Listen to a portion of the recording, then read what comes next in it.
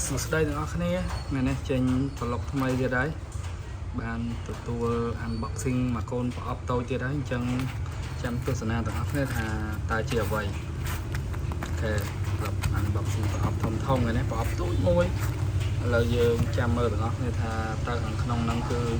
ជាអ្វីដែរអូខេនេះគឺជាការវិខ្ចប់របស់គេមកសាមញ្ញប៉ុណ្ណឹងឥឡូវយើងចាំបន្តិចខ្ញុំយកឲ្យមកកាត់ចែកអ្នកទាំងអស់គ្នាមើលតោះអូខេអ្នកទាំងអស់គ្នាហើយខ្ញុំយកកន្ត្រៃមកហើយខ្ញុំនឹងកាត់ដៃមកខាងរឿងពិបាកបន្តិចខ្ញុំមើលរត់ទិញខ្ជិលដាក់ដងមានតែខ្ជិលដាក់ចាំunboxingផ្ទាល់ដៃតោះឥឡូវយើងបន្តទៀតកាត់សិន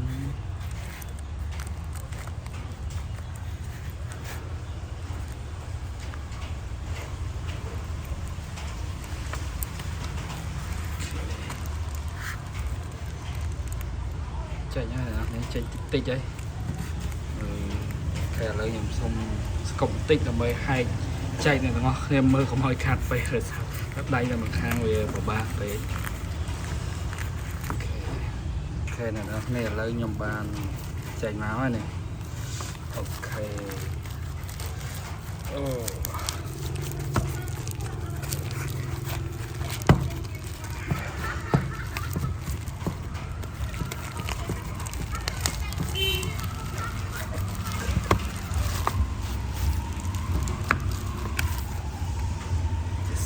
ខេអ្នកទាំងអស់គ្នានេះគឺជាកូនកុងតឺន័រមួយ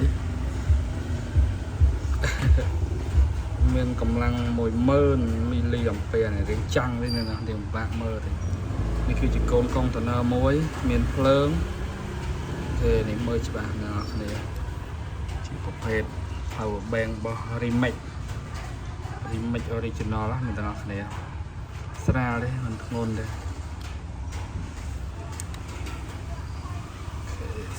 50% កម្លាំង10000អាំពែមានរុនសា Type C in out ហើយនឹង USB ធម្មតានេះបងប្អូនតម្លៃមិនជាថ្លៃដែរទេហើយមាន7មួយវាជាពេលបើក7ឥឡូវយើងមកមើលថាភ្លើង7នេះវាភ្លឺប៉ុណ្ណាអូភ្លឺដែរអ្នកនរគ្នានេះហើយត្រូវការអង្គអីអាចតាក់ទងខ្ញុំបានមានអង្គច្រើនប្រភេទលក់ជាអង្គរបស់អ្នកខាត់សៀមរាបផ្ទាល់ត្រូវការអាចតំណាក់តំណងមកកាន់ខ្ញុំបាន yes អូខេនេះគឺជា power bank សាកថ្ម original ដែលមានកម្លាំង10000វ៉ាត់អ្នកទាំងអស់គ្នាអញ្ចឹងអ្នកទាំងអស់គ្នាត្រូវការអីអាចទិញប្រភេទ original ទៅអានេះខ្ញុំឃើញ mode ប្លែកដែរកម្លាំងវាតូចទេ10000អាំពែកម្លាំងវាតូចដែរទេ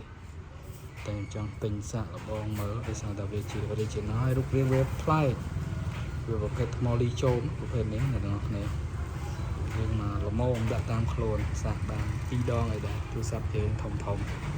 អរគុណអ្នកទាំងអស់គ្នាពេញចិត្តនៅវីដេអូមួយនេះសូមជួយចុច like ជួយចុច share និង subscribe ឲ្យខ្ញុំផងបើមិនទាន់ subscribe ជួបខ្ញុំនៅវីដេអូបន្តទៀតសូមអរគុណ